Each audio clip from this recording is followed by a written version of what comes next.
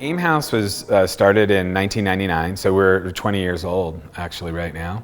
And the primary goal of AIM House really is to gain insight into what's holding you back.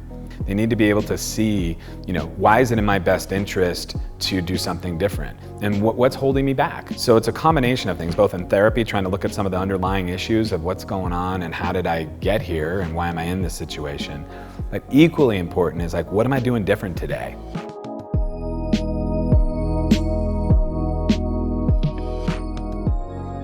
Primary goal of AIM House is to help people understand what it is that makes them feel joy and peace. So AIM House is transitional living for young adults. Typically folks are coming from a primary treatment or primary care, and this is their reintegration back into society. This is the on-ramp back onto a young adulthood. To sit in this room and to watch two young men in tears give each other a hug who 6 months ago didn't know one another and are going to be lifelong friends, that's how we feed ourselves. Made Life is it's a laboratory. It's a creative space to try out a safe and really welcoming space to explore maybe these latent creative interests that they've had and have had to put in the back burner.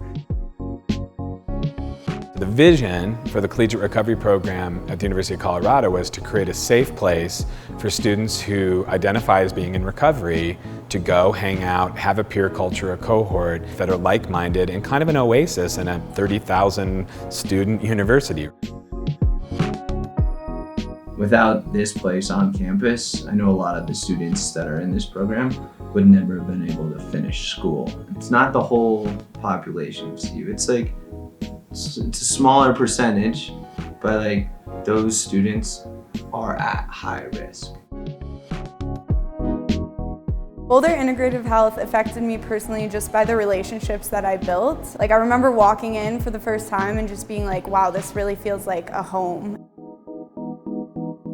We've really gained traction over the last few months, and to walk in the morning and hear the clients before group just sharing stories and laughing and supporting each other. You can really feel the community, you can feel the support, you can feel the relief. One of the things that I noticed is having AIM House, where it's a pretty age-specific program, and then you have Boulder Integrative Health, where it's looking at people across different lifespan spectrums.